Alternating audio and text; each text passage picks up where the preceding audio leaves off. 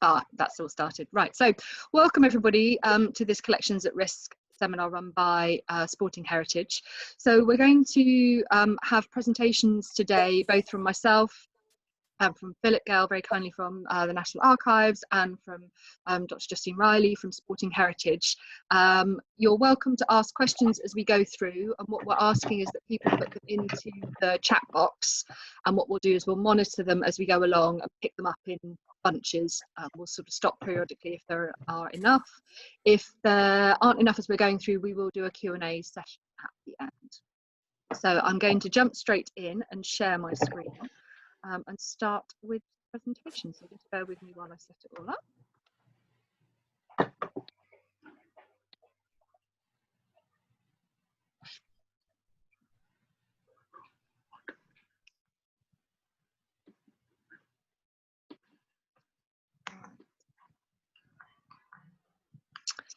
So click straight onto.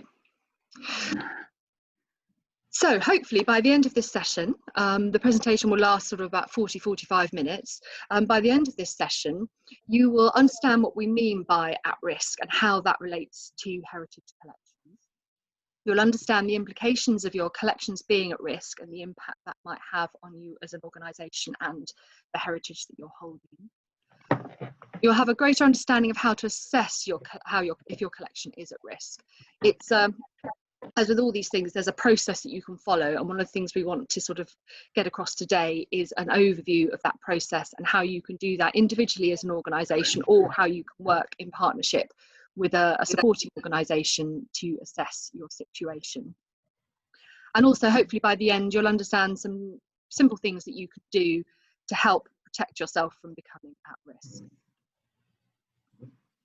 Oh, and finally, one more thing. You'll be aware of people that you can go to. So there's a range of people and organisations out there who can support you if you feel that your collections are at risk. So a little quick bit of scene setting before we get into the meat of the presentation. Collections and collection holders come in all shapes and sizes. If you look at the membership across Sporting Heritage, we've got everything from small sports clubs up to enormous universities and everything in between, museums, archives, all sorts of different combinations of shapes and sizes of organisations, and then within those organisations, different shapes and sizes of collections. As a result, when talking about collections at risk, this is quite a nebulous subject when we've got such a broad membership. In addition to that, there's many variables that can cause your collection to be at risk. So this presentation will look at things quite broadly, but we're hoping that there'll be enough content in it that you can apply it to your organisation and scale it so that it's appropriate for you.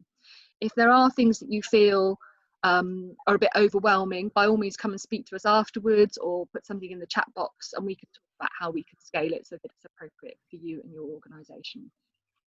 So some of the things that may affect your approach to looking at a collection at risk could be the way that your governance is set up, how you're funded, what your capacity is. Are you a completely volunteer-run organisation? Do you have any paid members of staff? Are you, a one-man, one-woman, one-person band?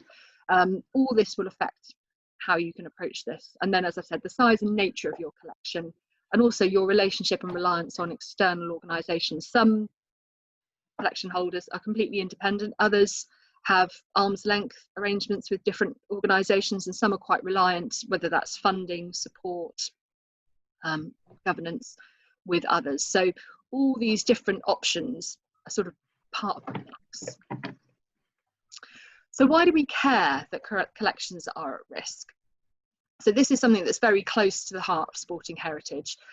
We want to really impress upon those who belong to the network that all your collections have a significance, and it's the significance of your collection that we are keen to retain within sort of the public environment, as it were. So it's why your collection is important and to whom it's important. So this is an exercise that as an organisation you can look at yourselves, and as part of the resources that will come out at the end of this presentation, there'll be a template that will help you, and some brief instructions, help you assess your significance. There are various significance toolkits out there, but they tend to concentrate on collections at item level rather than looking at collections at sort of collection level. And what we're going to talk about today is the significance of collections at that broader collection level. So it's thinking about why your collection is important to the sport that it relates to your club in particular. Is it got a strong link particularly to your locality? Is it centred around an individual, or do you have a number of key individuals that are covered in your collection? And how does it fit into that bigger, wider social, economic and political stories? I'm working on a project at the moment with Sporting Heritage about cricket in Yorkshire, looking at the local clubs, and we're looking at how those local club stories link out to the wider socioeconomic stories. And actually there's more links once you start unraveling it. There's more and more links. So there's never feel that your collection sits in isolation, because there's always links, and all those links add up to the significance. And as I say, there'll be a template with some brief instructions. So if you want to sit and have a look at the significance, it's a really good starting place when thinking about your collections and how they may be at risk and how you can sort of prevent that. So yes, if your collection was to suddenly disappear, what gap would it leave? Where would that knowledge, could it be filled by something else? And the chances are that it won't. Would there be gaps left in other people's collections if they couldn't reach out to your collection and say, well, actually, we're trying to tell the story of football in the United Kingdom. There used to be a collection here in this particular town, but it's no longer there. So there you would leave a gap. So it's thinking about how you're contributing to those wider stories. So by understanding the significance of your collection and understanding the importance, we can work out why it's a good thing and why we're keen as an organisation with Sporting Heritage to remove you from being at risk. So how do we define a collection at risk? You'll see that I like a diagram. There'll be lots of diagrams as we go through. I do love a diagram. So there are a number of reasons why collections could be at risk. One of the most common ones is, when you're looking at sort of museums and archives and libraries, is that it's being removed from public access. So that could be display, or it could be access to for researchers or for volunteers to work on it. So it's sort of disappearing. It's still existing, but it's disappearing from having that public access. And I hope we all have an understanding that if you have a collection and you are a collection holder, being able to allow access to your collection to others is one of the key functions. A lack of awareness, a lack of awareness of where collections are held. So this sometimes happens when collections are held with individuals and you don't know quite what they've got, or you know that somebody's got something in a filing cabinet somewhere and somebody else has got something in a box. It's that sort of, you know, it's out there somewhere. So how can you safeguard that collection when you're not sure what's going to happen to them? How would you know if the individual who has it in the bottom drawer of their filing cabinet, how would you know if they suddenly had a clear out one day and it all ended up in their recycling? It's having that sort of overview of where things are. Or if they pass, quite a common one is that they pass away and somebody else, without realising the significance of the collection, just it all goes for recycling or disposal. One of the museums I work with down here in Sussex, somebody turned up on our doorstep with 6 very large plastic boxes of a family archive that had been rescued from a skip. And it turned out that there had been a house clearance, and it was actually the son who had decided that he didn't want any of this family archive at all. And it went back 4 generations. Beautiful, beautiful studio portraits, all the documents going all the way through both wars. They'd been big farmers in the area, so you could piece together the whole story. And luckily the mother was still alive. She had quite advanced dementia, and she kept saying, oh, where did you find this collection? So, well, I didn't like to say that your son had put it in the skip, but luckily somebody had recognised it and saved it. But that chance happening doesn't happen very often, that somebody will see it at that key moment. So yes, there's also the disposal and destruction. So that's partly touching on what I've talked on as well. So not knowing where your collections sit can lead to the unknowing disposal or destruction, whether it's just part of it, which is almost as bad as it all going, because if you destroy part of it, you're breaking up all those lovely links between all the items in your collection. Dispersal or breaking up of a collection, sometimes this happens, and there's something that was even in the news this morning about the government trying to put something in place to stop institutions, I think they were thinking of larger institutions, selling off their collections to make up the shortfall in their funding. But sometimes this happens when collections are looking for new homes, that trustees will think, actually, it's a financial asset, we can gain something for it. Or another institution will come in and say, well, actually, we're only interested in your top 10 highlight items. We'll cherry pick what you've got, but the rest we're not interested in. So you're breaking up that cohesive story that your collection would tell. And once they're broken up, it's incredibly difficult to get them back together again. Oh, sorry, going the wrong way. And then the final thing relates to sort of storage and conservation. So it's collections being allowed to deteriorate. So sometimes this is sort of benign neglect. You know it's in a cupboard somewhere, you haven't looked at it for a long time. You don't realise that there could be infestation or insects getting in to nibble it. It's stored in direct sunlight, so you haven't realised that it's fading over time. The room has leaked after think of all the heavy rain we had at the end of last year. You didn't notice there was a leak, or that it's being got out and looked at, and so people are actively looking at your collection, but they don't realise that they're overhandling it, and it's actually causing the collection to deteriorate. So all those different aspects contribute to a collection being at risk. And one of the things, going back to that idea that it's quite a nebulous subject, is you don't have to be at risk from just one of those things. Sometimes it's a combination of all, different combinations of them, and that's why it can be quite a complicated thing to resolve. But working through the structure that we'll go on to talk about will hopefully give you a framework to do that. So, looking at sort of potential causes, we've got the items that we've just looked through on the previous slide. And any of these, anything that appears on the right-hand side can contribute to something on the left-hand side.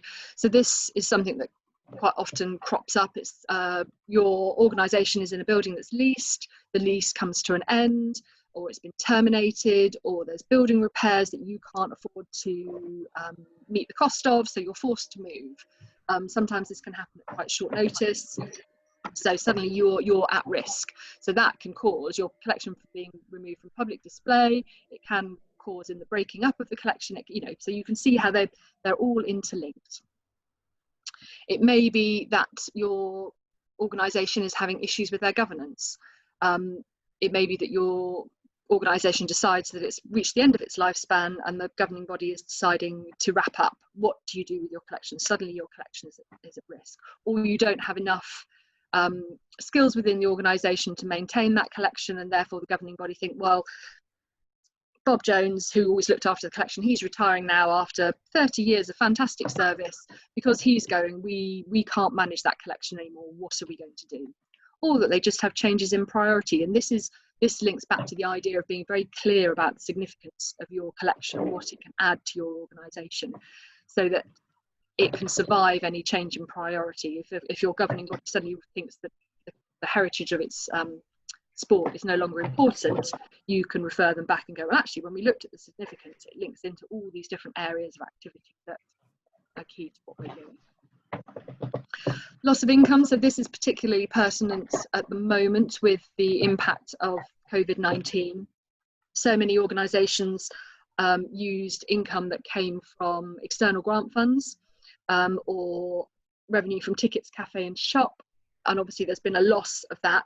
A lot of the major grant funding is on hold at the moment while they're sorting out the emergency funding. If you're not eligible for that but we're wanting to go for a project grant from somewhere, I mean, they're just starting to reopen now, but everybody sort of had a 4 to 6 month gap if you were looking or expecting for funding to come in, which could put you at risk.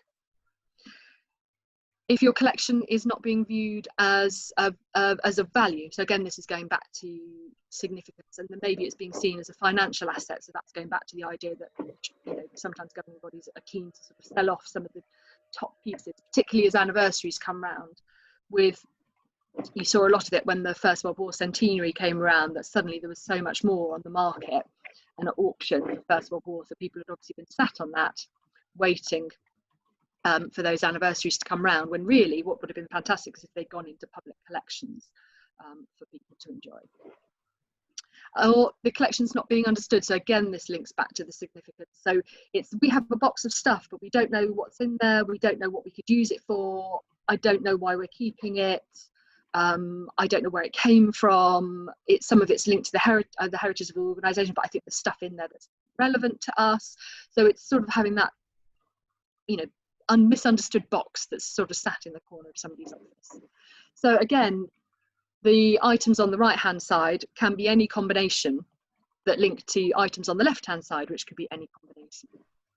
So I hope you can see that this is where the sort of nebulous causes of being at risk sort of come from.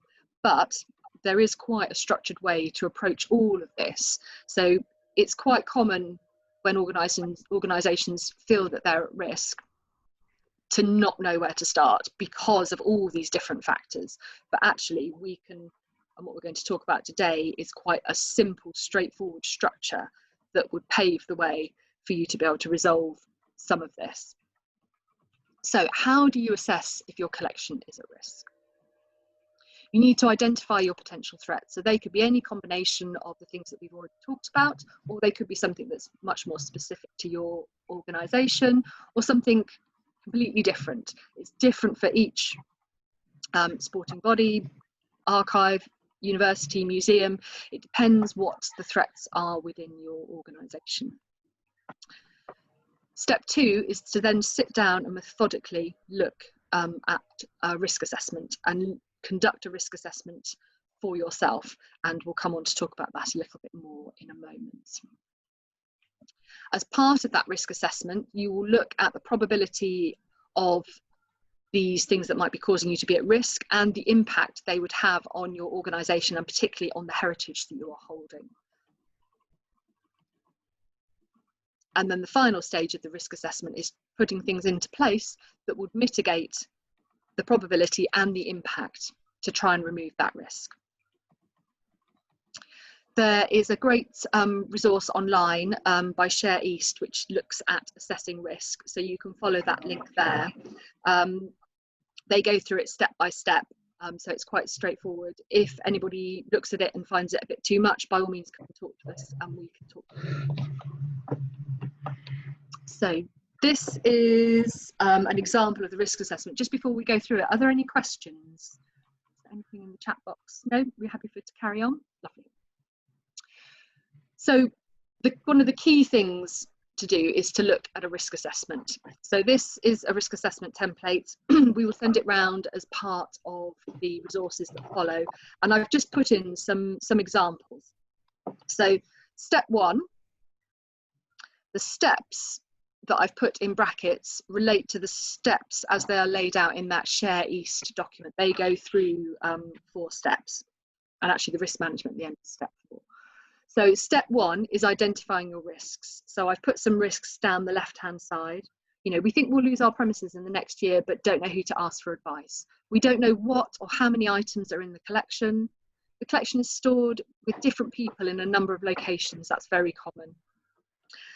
The collection on site is not stored securely and is being borrowed by members. Again, very common. People feel that they can dip into the collection.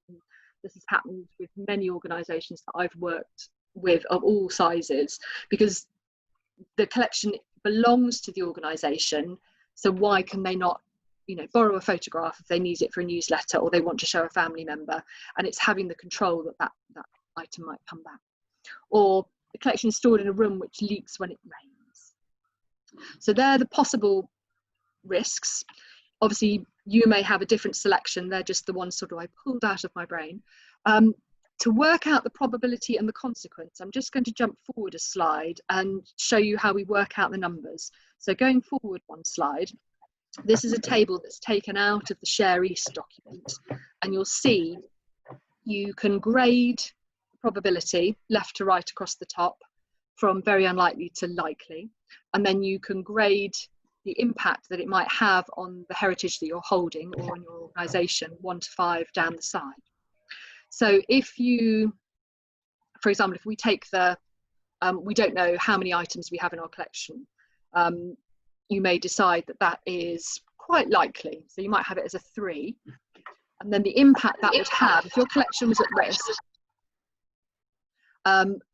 if you want to advocate on behalf of your collection, either to your governing body or to another organisation that may want to help you, one of the first things they will ask you is, what have you got? How big is your collection? What can you describe the items to me? Do you have a list? So by not having an inventory of your items, that could have quite a severe impact on your how you handle being at risk. So what you do is you choose 3 for your probability, 4 for the impact, and then you multiply them with a bit of simple maths and come up with 12. So if I go back to, I graded it slightly different when I did the risk assessment. So we don't know what or how many items are in the collection. I graded it as a 4 on probability, which is quite likely.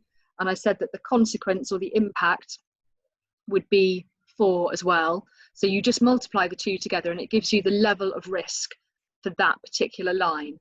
And if you follow that simple mathematical equation through all your risk, and it's quite subjective, but it will give you your risk level, and then you can then prioritize depending. Obviously, the things with a higher risk level are more of a priority potentially.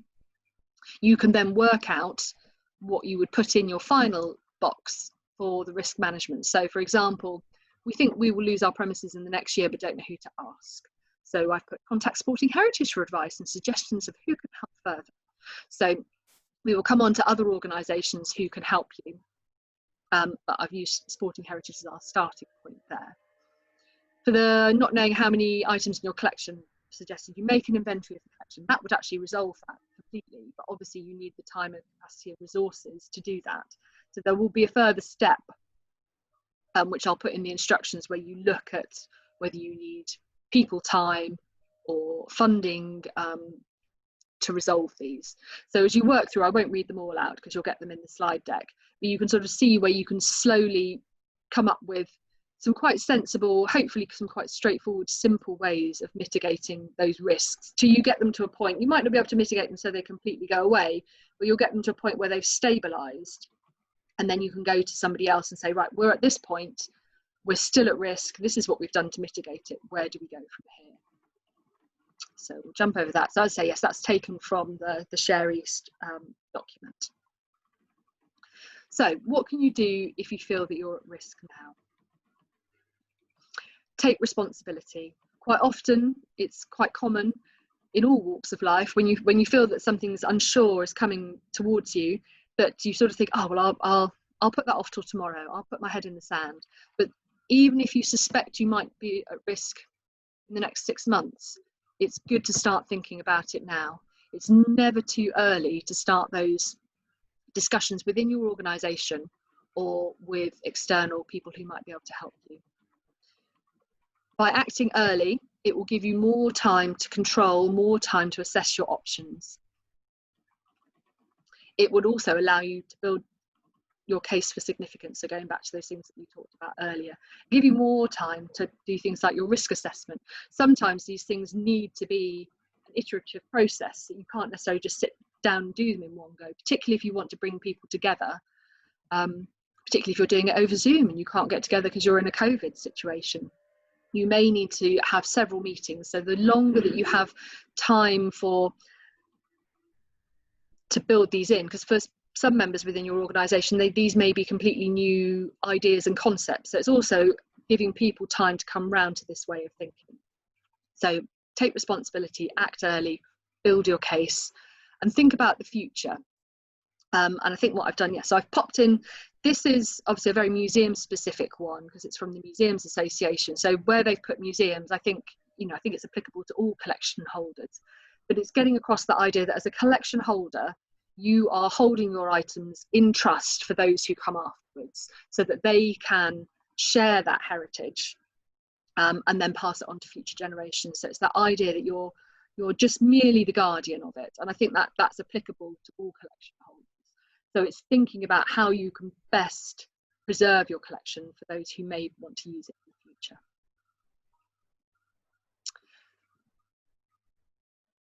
So if you feel that you are at risk or to be at risk very shortly, there are plenty of people out there who would be more than happy to help. So towards the end of 2017, there was a big review, the Mendoza Review, which was actually a review of independent museums, but a lot of what was printed within the review was applicable for all collection holders. And what they recommended is that we needed a formal framework for managing collections that become at risk. That then prompted a joint statement to be produced towards the end of 2018 by all the people whose logos are on the right-hand side. And I will include a copy of that statement in the resource pack. But it basically, in essence, says that they are there to help, they are there to support, they will provide advice, they will help you work through your options and do their best to preserve your collections. That's then going to lead on to something that's still a work in progress, which is Arts Council England are working on a framework all about collections at risk. Justine, I know you spoke to somebody at Arts Council recently. Did they think it was going to come out this year? I think so. There's still a plan to do that. And I think they've literally just been held up because of the COVID situation. Philip might know more because he sits on the panel. Oh, yes. Yes. But as far as I'm aware, they were definitely working through that process to ensure the framework came out as soon as possible. Yeah. Another piece that is work in progress is something that Sporting Heritage are working on. So while I've got you, Justine, would you like to just talk a little bit about the Sport England project? We'll come back a little bit more to talk about loan agreements later, but if you could give us a bit of a précis about the Sport England work. Yes. So Sporting Heritage recognised probably quite early on in our process that there were lots of at-risk collections for all of those different things that Fran mentioned earlier. So lots of different reasons why collections were at risk, and we were being asked quite a lot about how to look after them, where should they go, and lots of different intricacies about those different collections.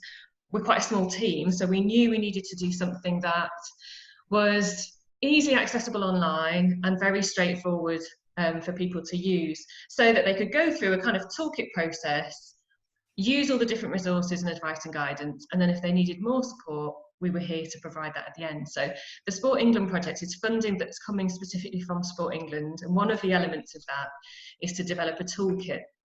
And the toolkit will look at a range of different areas. So things like governance for setting up an organisation, collections care, funding, how might you go and get funding, what do you need it for, developing project plans, collections management and care, looking at different kind of documentations for how you manage your collections, all the way through to using your collections, collections access, so how you work with different audiences, and lots of different things that we recognise people are coming to us about and asking us about how they can support their collections and then use their collections to share them as widely as possible. So the Sport England Toolkit is doing that. Now it's in the process of development and it's due to launch the first iteration of it by the end of September. And we are constantly looking for people who might want to take part in the pilots of that. So if you have a collection where you're thinking either you've done something with it that's removed your collection from risk or has helped you to share your collection, do get in touch. We'd love to hear what you've been doing. Or if you're thinking, I'm really unsure what to do about my collection and I need some support, then that toolkit process might be able to help you through that as well. So again, get in touch and we might be able to take you through the process as a pilot and use that as a case study example. So at the moment, we're trying to direct you off to lots of different places and people that can help. The toolkit will bring all that together and still send you off in those directions, but it'll do in a very straightforward way. Lovely, thank you, Justine. And I'm very pleased to say that with us today, we have both Caroline Sampson and Philip Gale from the National Archives. Obviously, I've talked about things from quite a museum. I've got very much a museum background, but I know for Sporting Heritage collections, there's a much more an archive-based body of work. And Philip has very kindly agreed to speak, and he's heavily involved in looking at collections at risk from the TNA point of view. And obviously, the TNA were one of the partners on the joint statement. Shall I stop screen sharing, Philip, and then allow you to share your screen? Oh, you need to unmute yourself.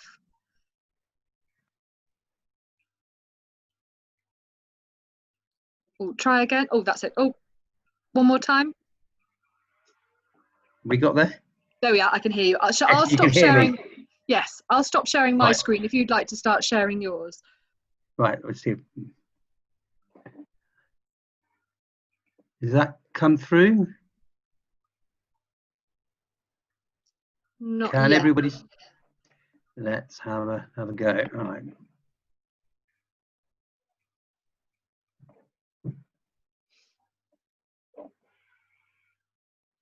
It doesn't seem to want to.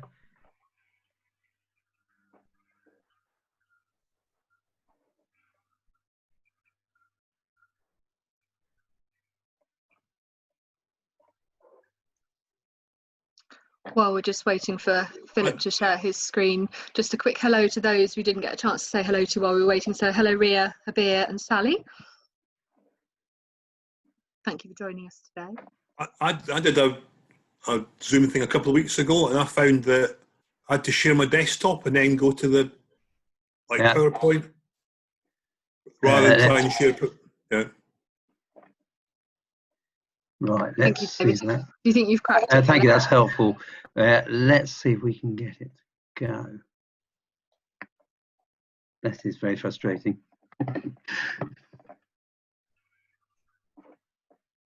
The alternative is you could email it quickly to me and I could share it from this end and be Yeah, that might your be assistant, and you can just tell me when to move on from slide to slide. Right, let's try that, I think. I think that's what we called being a dolly dealer, is it not, Joe? It is, definitely. When we've worked together.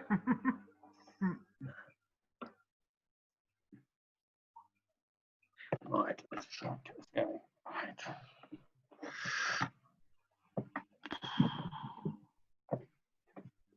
So while we're having a little pause, does anybody feel that they are at risk or elements of their collection at risk? Is anybody actually at this point with their collections at the moment, do they feel?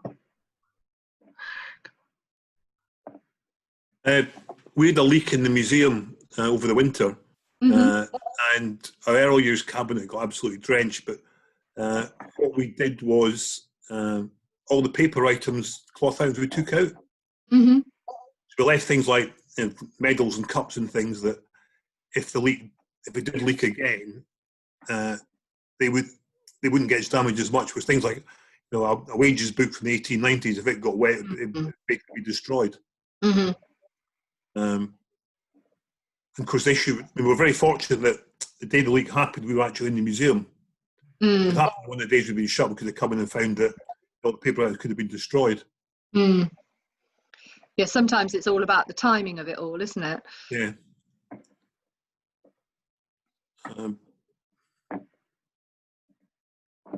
Another thing is, there was a club in Scotland who, when they had a change of ownership, they actually sold off. The owner came in and actually sold off some of their items to raise some money, basically, because I think for a lot of football clubs, our items are still owned by the club.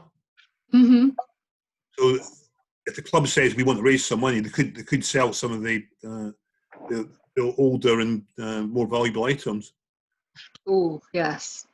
So sometimes what people have been doing to try and circumnavigate that, I guess, is sometimes the foundations will hold the sort of charity arm, but it's a difficult one. I mean, we've got an ambition to move the collection to a charitable trust, and then it can happen. But I think for a lot of football clubs, the items that the club own belong to the club, and the club can do what they want. But in some ways, that ownership is also a bit dodgy as well, because in the past, we've got lots of items in our collection that people just handed in, and the club took them in, and we've got no history of actually where they came from and who had them. In fact, we had a ball that we've got in our collection, and there was one of our visitors came in and said, "Oh, I gave that ball into Hearts 20 years ago." We've now updated our records to say that where it originally came from. But I mean, what we do now is anything that's brought in, we actually give them one of the donation forms or loan forms. Yes. Yeah. So we've mitigated. So I suppose in some ways that's another risk, is actually not knowing the ownership of your items. The ownership can be a big problem because people feel very, particularly if if it's not been made clear that the legal title of that item has been handed over to you as the collection holder, people still feel, people are quite territorial and proprietorial, so they still feel that they can come in and remove it, or have a say in how it's used, or like you say, in that situation, sell it off for financial gain. Yeah. And so the big one we get is people say, I'll give you an object if you're going to put it on display. Yeah, that's a classic in museums. Yeah. It's just not possible though, is it? No. You try your best, but it's coming to a compromise and being realistic, and it's sort of setting people's expectations as well, isn't it? Sorry, cutting across you. Our particular risk is that we reckon 80% of the good material is in 15 to 20 private hands of collectors whose average age is north of 70 now. We don't know how that will be catered for when the inevitable happens, and that's what I think, like David, we are anyway, looking towards some kind of community interest trust or so on to act as a vehicle to receive all of this material, and for that trust vehicle to be shared between the club, the sports, the museum, and the individual collectors. That's quite a big body of work to actually set it up without necessarily having the say-so of those 15 to 20 collectors. But that's the work you're undertaking now to mitigate that risk of those collections being lost when those people may pass away, or. That's not so much the work that's going on right now, but the plan, the aspiration, if you like. And I took note of your point about taking responsibility, which is, these people can disappear at any moment, especially in the current situation, and one ought to get on with it. Yes, it's never too soon to start thinking on it. Philip, I've got your presentation now. Shall I share the screen? Would you like to? Yeah, yes, please. Yeah, we'll go through it. See if we can get the technology to work. Thank you, everybody, for your contributions, though, in that short pause. Right, so here we go. Oh no. Right, I'll start. What I'm going to do is I'm going to say a little bit about the role of the National Archives and some of the resources that we have that may be able to assist members of Sporting Heritage, and indeed any small organisation that has issues concerning its archives. If we go to the next screen. What we do is very much set by Archives Unlocked, which is our strategic vision. And this basically sets out our aspirations to have a resilient and sustainable archives network. And this takes in the fact that we have two quite distinctive roles as an organisation. One is that clearly, as the archive of central government, we have a major responsibility around the oversight of public records, not only the public records held at Kew, but also the many public records that are held locally, such as Magistrates' Court records, National Health Service records. And more relevant for this morning is our much more nuanced leadership of the archives sector, which essentially focuses on sustaining the preservation, access, and the values of the nation's archival collections for the present and future. And in doing that, we have to develop a series of practical measures for supporting the archive sector and a series of resources. And that is what I'm going to go very briefly through now. But possibly the first thing I should do, if we go on to the next slide, is to actually look at some of the activities we do to help sustain archives and to manage the risk. And in many ways, everything we do at the National Archives is about managing risk. Firstly, there are certain classes of records that are privileged in terms of legislation, where there are legal protections. And the most notable ones are public records, manorial records, and tithes. However, for most of the records that sporting clubs are going to be producing, virtually all of them, they're going to have very little legal protection. But it's worth remembering that there are forms of regulation that can be helpful. One for such, for example, is export licensing.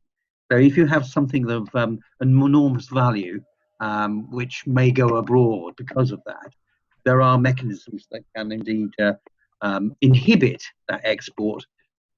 We also have a very important role in maintaining the visibility of collections. And there, our Discovery, which is our national finding aid for archive collections, is particularly important because it is the one place where you can have an overview of the nation's archival collection. And if you have got a collection that you feel should be reported and visible, then come and talk to us. We've also developed a tool called Managing Your Collections, which is designed to help small organisations to put up archival catalogues within Discovery. Another area where we are very much involved is supporting the training of skills of the workforce, particularly around digital records. And our strategy about Plugged In and Powered Up is a device designed to develop those skills. For example, running an archive school, giving free digital preservation training at Kew, and also a partnership with DPC, Novice to Know-How, trying to distribute those digital preservation skills across the sector. And that just doesn't mean the big archive services, but also smaller organisations. We also support a whole delivery of funding programmes, which the most prominent is Archives Revealed, which is a cataloguing programme. But there's also Collaborate and Innovate, which give grants for new networks and indeed for experimenting new forms of archival practice. We also give advice to funding bodies outside of TNA. Possibly the most significant are the National Conservation Manuscripts Trust and the V&A Purchase Fund. Next slide, please. We also, it's very important, try and support some standards. Now, Archive Service Accreditation is mainly named and designed for fully fledged archive services, but much of the framework can be applied to smaller services, and it's a useful point of reference. We also have a role around cultural property.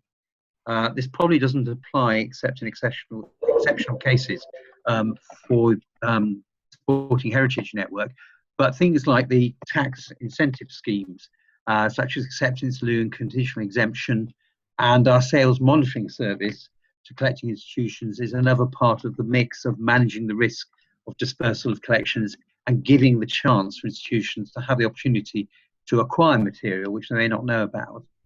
And not least, another area, we have a records at risk steering group, which I'm very much on the lead on. And we're here trying to develop a greater awareness of risks faced by records, particularly the issues that have been admirably described this morning. And we're also experimenting in piloting a rapid intervention fund in partnership with the British Records Association this autumn, which is designed to provide funds for the quick acquisition of records at immediate peril. I give you an example of a collection that faces one of the issues raised this morning. The NUM archives in Barnsley, massive archive, is currently going to have to leave its premises and it's heading to the Modern Records Centre at Warwick eventually. Now there, it could be that if Warwick couldn't take it and it needed temporary storage, this fund may be able to provide those means of providing that temporary storage. And most important, and this is where my colleague Caroline Sampson comes in, is our regional networks team, who have people based in every region, and everybody in that team has a special portfolio leading on, say, charity archives or religious archives, and they are our key field intelligence unit across the country. If we go to the next slide, please. We also provide a lot of sources and guidance, and there are two mazes in the queue. The better known one is at Hampton Court. The other one is our website. But buried within our website, particularly in the section around archive sector, there is a lot of guidance that may be useful. There are 12 thematic sections which you can see listed there, and managing your collections and discovery in other databases will include a lot of relevant material for your collections particularly. And it should be noted that we also have funding funding as well. With so many resources, it will take a long time to go through them all. So I'm just going to highlight a few in the next slide. We have, which is particularly relevant at the moment, specific advice around the coronavirus. And there is advice there about phased reopening of facilities and premises, which may be particularly useful. I mentioned before archives service accreditation. Now, it may well be that your organisation is not contemplating applying for accreditation, but to see the framework of standards is extremely useful. And I should emphasise this is not a TNA standard. It is a co-partner standard with our colleagues in the home nations in Scotland, Northern Ireland and Wales, and with the Archives and Records Association. But it's useful to be aware of it. The finding funding pages, again, is very useful, and will give you more details around some of the funding schemes I've referred to, such as Archives Revealed and the Collaborate and Innovate funding schemes. And that is certainly worth revising and looking at more closely. And not least, there's some guidance about deposit agreements for privately owned archives. So I sort of hope that gives you a brief framework of the sheer amount of material that we have on our website that may be useful. If we go to the next slide, of course, our guidance is only part of a much larger heritage ecosystem. And I think a particularly useful group for your membership is the Community Archives and Heritage Group, which has a very useful resources page. And it's probably geared much more to the level of the average sports club than some of the guidance that we produce at TNA. And not least, if you need to contact us, if you go to the next page, please. The archive sector development is there to be helpful. And if you've got any queries, I've given you there some details of the telephone number and email address. What I might try and do after this talk is put together some of the things I've set out in these slides into a slightly more compact and succinct document for you and send that round. So I hope that's helpful, and if there are any questions, please do ask them through chat. Lovely, Philip. Thank you very much. I'm like a racing commentator going through all that. Right, so I'll just stop your screen share. Are there any, while we have Philip just finishing his presentation, are there any questions that anybody would like to ask now before we move back to my presentation? Nope, lovely. I have a quick one. I put it in chat, but I don't want to take over if anyone else has got a question, because mine's in chat. Mine was just a really quick one about the fund, which sounds amazing. I was just wondering, will it be specifically for heritage, formal heritage organisations? It'll be for archive collections at risk. We shouldn't get too excited because it's actually a very modest sum of money. We're doing it on a pilot basis this autumn. It'd be £15,000 from ourselves and £1,500 from the British Records Association, and the Business Archives Council might chip in some money, but that's not certain. And the idea is it will be there for a collection that's in immediate peril, and it doesn't have to be the storage space. It may be about a digital expert being hired on a freelance basis to go in and assess a collection.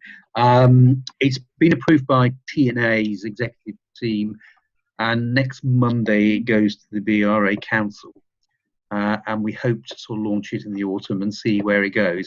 I suspect we're talking, free grants of £5,000 rather than anything more massive, but it's to test the waters, because one of the structural weaknesses we do have in archives is we do not access the vast resources of the Arts Council. At least that's how it looks from our perspective. And as far as I know, to date, we have not had any emergency funding heading our way. But that may change, hopefully. The other thing that I should mention briefly is around the Museums and Records at Risk group, the Arts Council body, which consists of the signatories of the joint statement. The progress on the framework for risk is being made, and I think two areas that there are being discussions about in the next meeting in September is what do we mean by significance, And the other is, what do we mean? What do we feel about the word value, particularly that tension between cultural value and financial value? So that may give you a flavour of some of the issues underlying that framework of risk.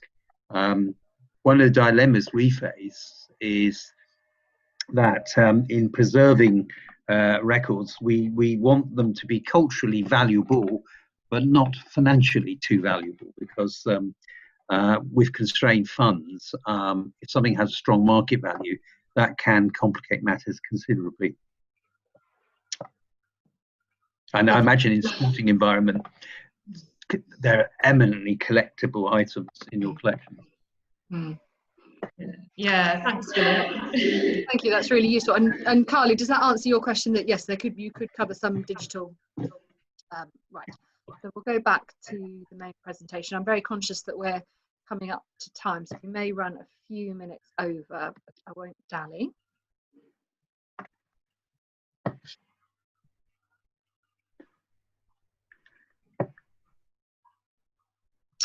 Right, so we've just been through all that. So yes, thank you very much, Philip.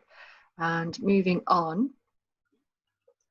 So in addition to all those group of enormous logos that were on the joint statement, there are other sources of support out there. The key ones are the subject specialist networks.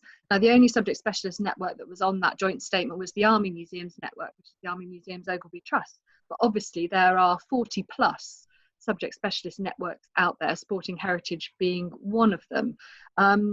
Justine, do you want to just say a few quick words about Sporting Heritage as an SSN and the network, and if you wouldn't mind just saying a little bit about the business archives as well? Yep, I'll do it really quick. Okay, so subject specialist networks, for those of you that don't know, Sporting Heritage is a subject specialist network.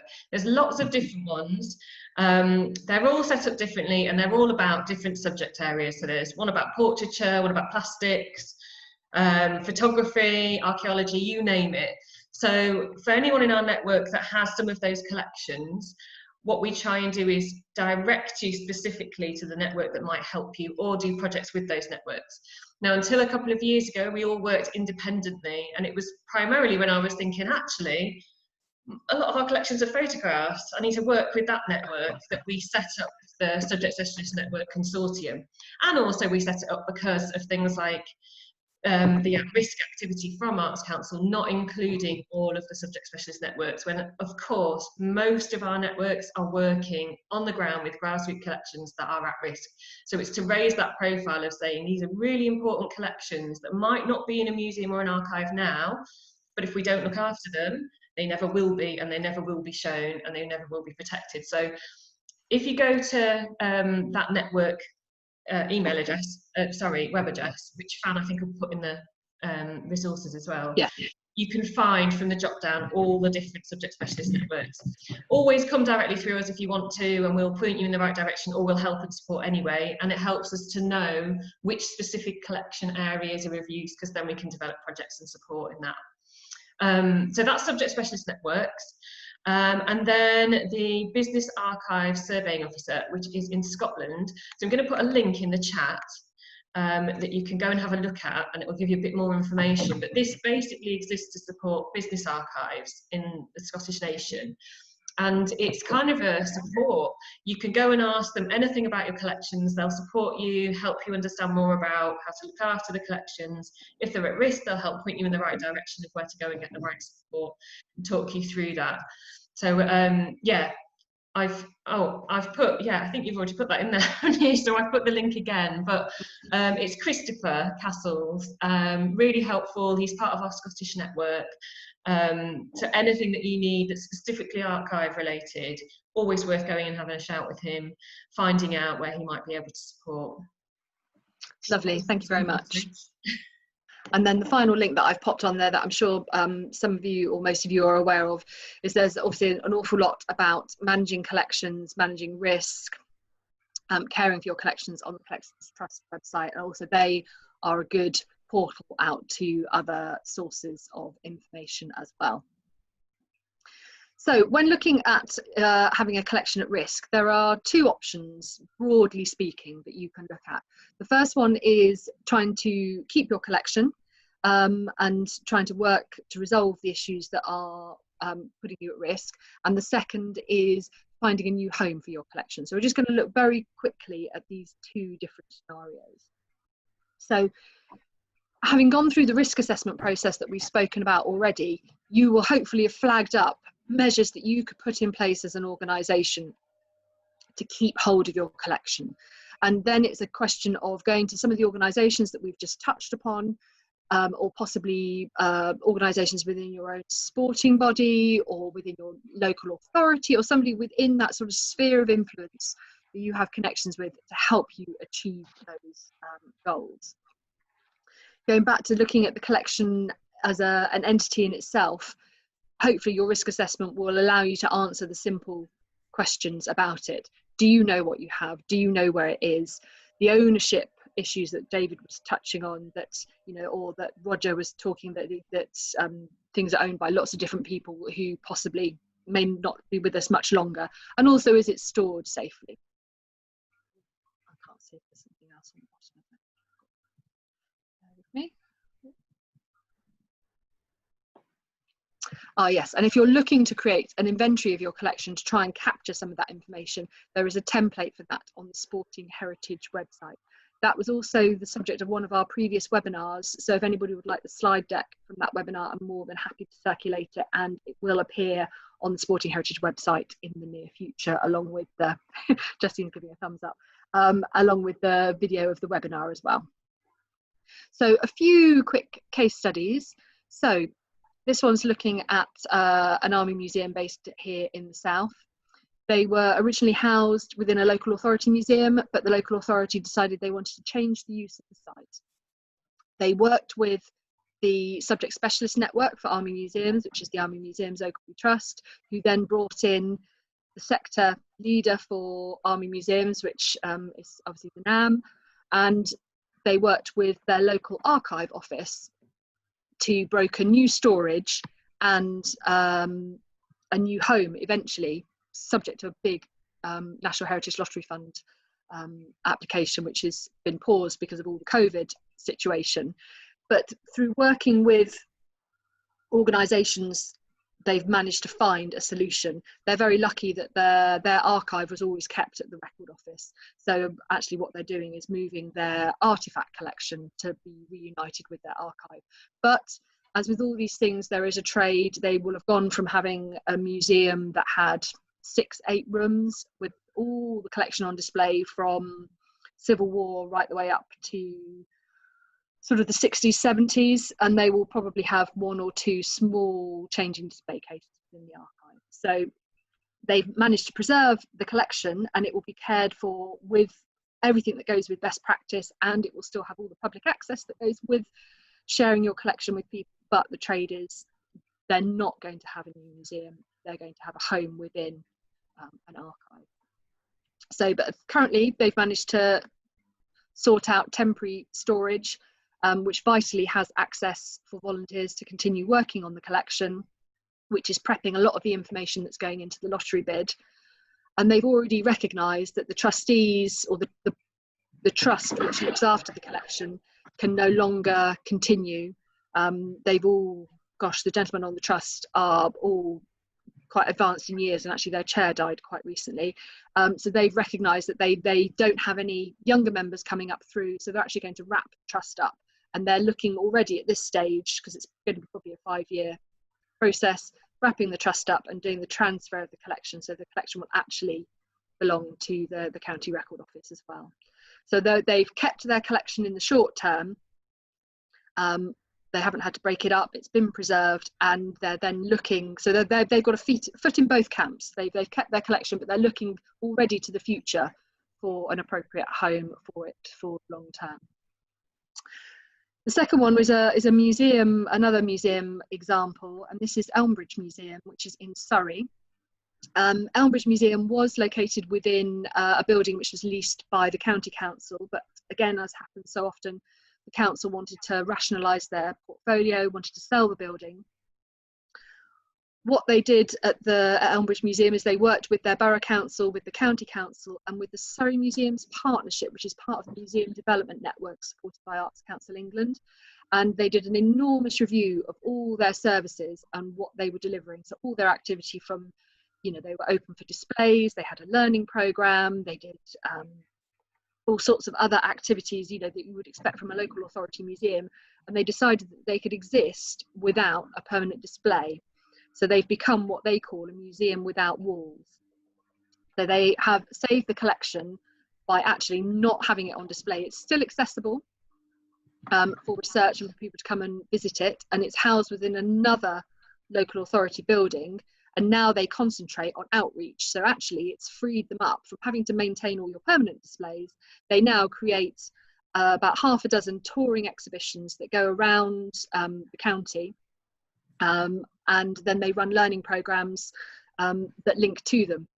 So it's actually, although it's a change in direction, it's made their program a lot more lively, a lot more responsive. You haven't got permanent displays that have been there for 10 years and are starting to look a bit dusty. So it was an opportunity for them to actually review what they were doing and react to it. So moving on to the second option of finding a new home. So what are your options for a new home for your collection? Well, obviously there's a myriad. So these obviously are the obvious ones, and there are pros and cons to each. And whichever route or whichever organisation you are looking to potentially pass your collection on to, you need to look at what they are prepared to offer for you and what you are in a position to offer to them. Are you looking to loan your collection in a long-term loan sense, so you still retain that legal ownership, or are you looking to gift the collection so that it becomes legally theirs? And then obviously there are a whole myriad of considerations that go underneath that, which we will come on to in a minute.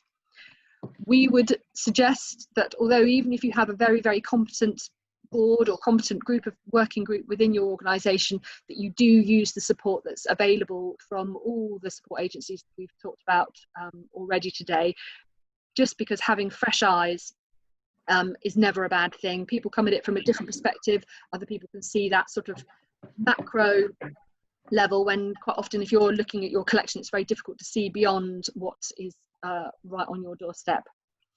And the key thing to all of this, and this is something that Philip's touched on already, is getting a written agreement in place between you and wherever your collection is going on, whether it's going as a loan or as a gift. So just a few quick case studies, both of which are sporting heritage related. So the England Netball received funding from what was then the Heritage Lottery Fund, what's now the National Heritage Lottery Fund, on the 90th anniversary of the sport to actually create an archive. It was never their plan to hold on to it. So once the anniversary had passed, they took advice on where it was best for that to become a permanent home. It's a national collection, so they didn't necessarily have a synergy with a particular part of the country. So they had a much broader range of organisations that they could look at potentially. And they looked at, or they're now lodged with Heritage Key in Huddersfield. And you can see some more details about their project on that link. A similar sort of story, Oldham Rugby League Heritage Trust was created in 1995 when they realised that there was lots of heritage material out there within the local community. So they wanted to preserve it. They developed a collection, and then using a grant from the Heritage Lottery Fund, they worked with Gallery Oldham to get it catalogued and digitised and then transferred to the gallery.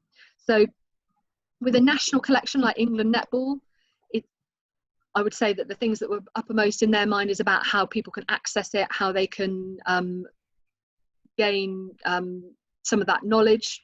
So going to somewhere like a big university archive like Heritage Key, which already looks after sporting heritage collections, they have a rugby league collection as well. They're well set up to look after a sporting archive. With a collection like the Oldham Rugby League Heritage Trust, it's more important to keep that locally.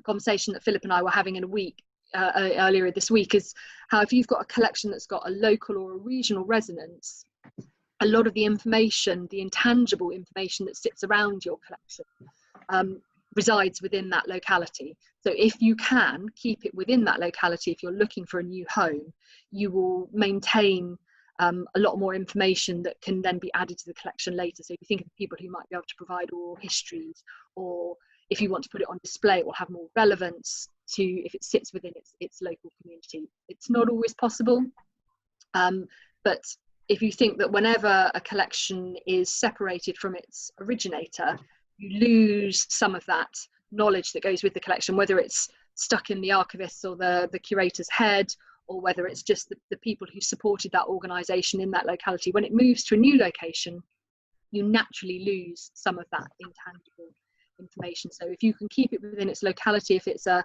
geographic specific collection, you've got a better chance of retaining as much information as you can. So when you're looking for a new home for your collection, there's all sorts of things that you need to consider, and these are the things that will go in and form the basis of any written agreement between you and the future organisation. So I've split these into the three columns, as you can see here. I won't go through them in too detail because I know we're sort of a little bit tight on time now, and you can read them at your leisure. But it's thinking what you want from your new host, what you can offer as an organisation. Although you might not be in a position to be able to look after your collection, you are still a major source of information and knowledge about it. Even if you can't offer any financial support in the future, you are a very vital link with that collection. And then there are things that need to be negotiated between the two of you. So this could be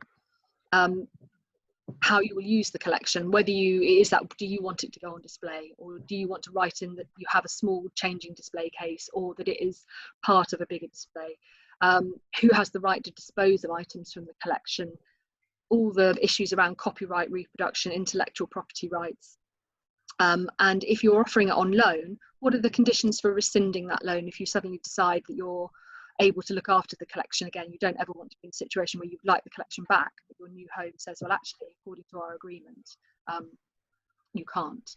So that would be an awful situation. So all these things need to be considered. Now, there are some loan agreements out there. Obviously, Philip's touched on one that's available through the TNA. There are also a range of examples on the Museums Association Effective Collections document, which is on that link there.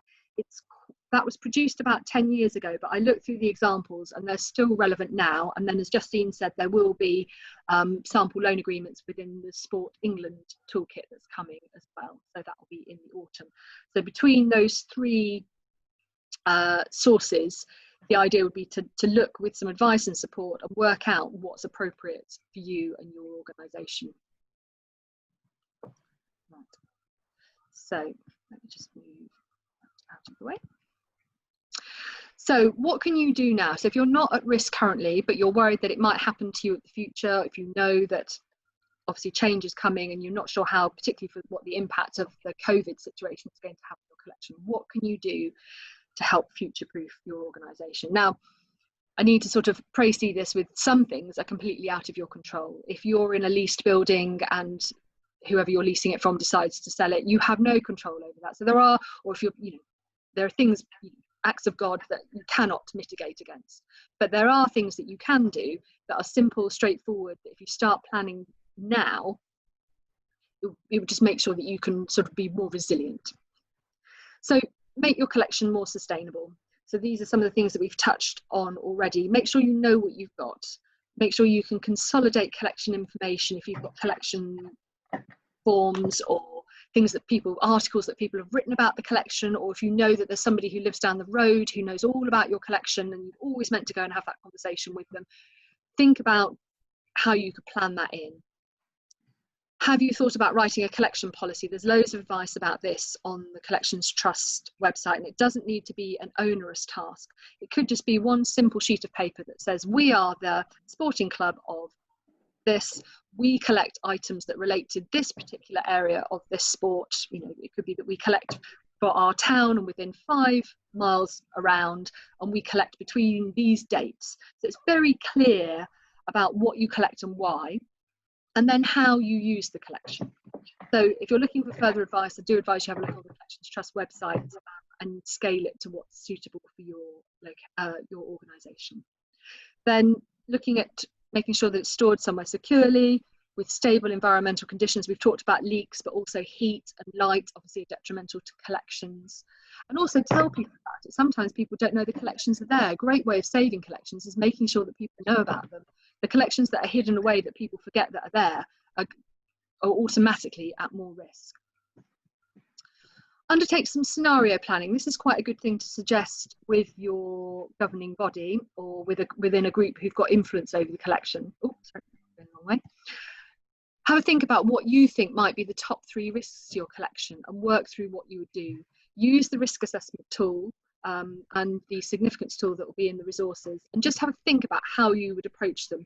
And from that, you may think, oh, well, actually, we need to make better links with sporting heritage, or I need to go and have a chat with Philip at TNA or with the department that he's recommended, or maybe I should make a link with one of the other subject specialists, because yes, we do have a lot of photographs. It's never too early to go and start those conversations and start building those networks that will, if you ever do get into trouble, could come in and support you.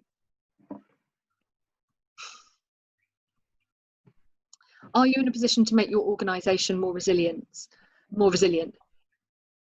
Looking at your governance, obviously I'm not suggesting you do a governance review, because that's something you would want to speak to my colleague Joe Boardman about, and it's a massive, massive job. But do you have the skills within your governing body to cope with your collection being at risk? Or again, do you need to go out and find people? I'm not suggesting you bring them onto your trustee board, but do you know where to track down somebody who might, where is your local conservator? Do you need an accountant if you don't have an accountant on board? How would you get your collection valued? So it's just thinking about where you might find skills that you might need if you run into trouble. Can your governing body put some measures in place to protect your heritage? Could they agree, if they haven't already, if you don't already have something in place, that they wouldn't sell your key items, that they would try their hardest to keep the collection together and not let somebody come and cherry pick it? So it's just those, putting some of those intentions together. Could they put that down on paper? Could it be minuted in one of their meetings? And again, do they need to network with other organisations? And then finally on this slide, make your collection relevant. So this is all about making connections with your local community or with your audiences. Quite often collections sit and the people who've donated them or the people that they are relevant to for their sport don't actually have any link with them. So it may be that you have a newsletter that goes out for your sporting organisation.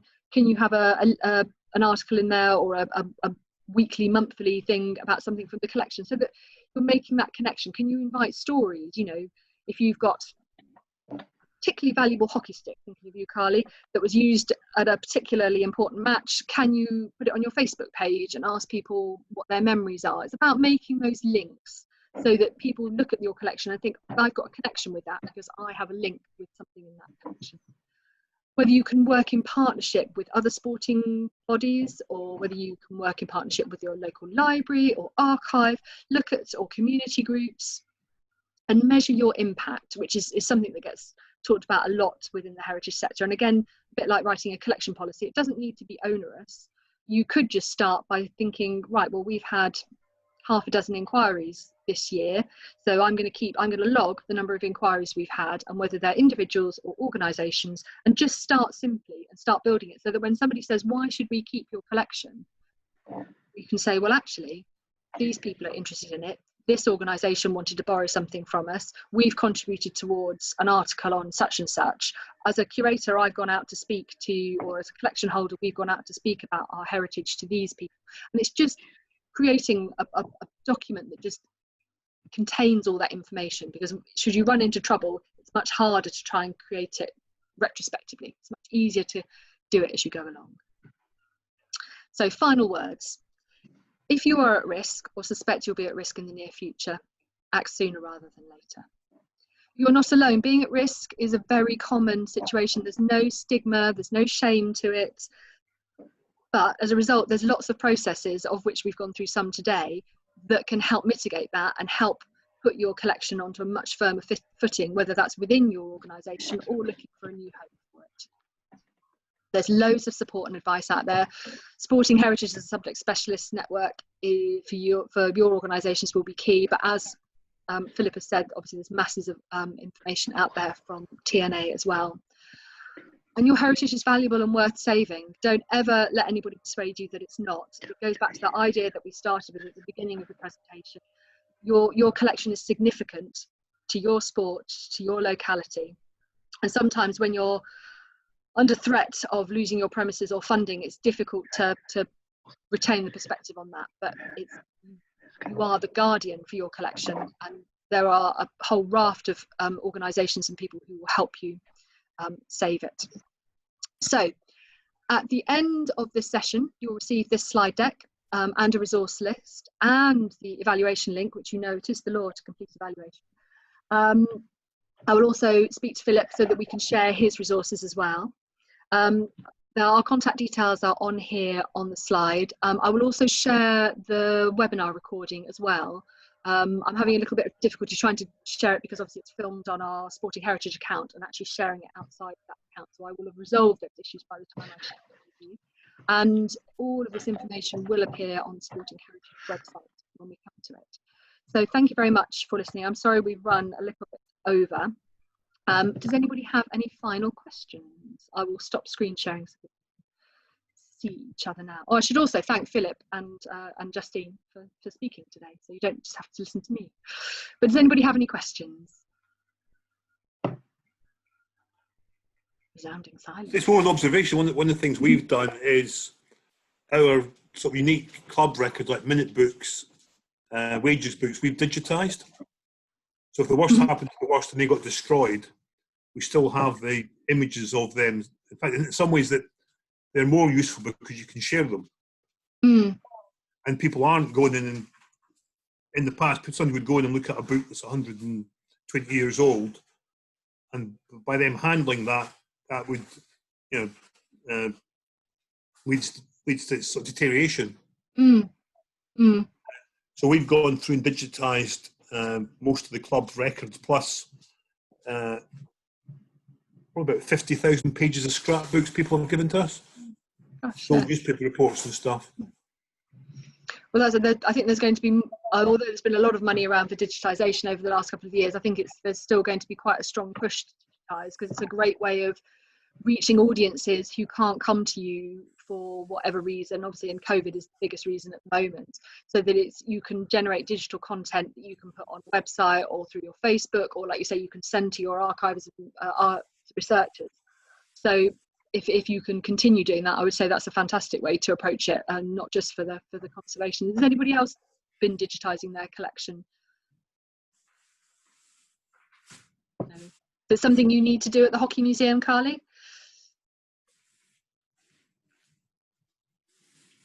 It's something that we are dying to do. We really, really want to start digitizing things. It just comes down to, funding. Yeah. Well, it's a big job to embark upon, isn't it? And yeah, but it's something we definitely want to do.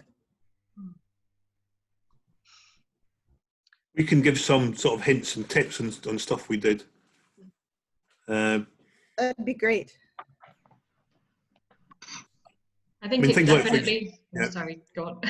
Well, just for things that are like sort of date stamped or minute books, some of the others were just page numbers. But then we created a whole bunch of folders for each day of the week, if that makes sense. And then we moved the photographs into the folders and then renamed the pages to reflect the date the minute took place, the date the meeting took place.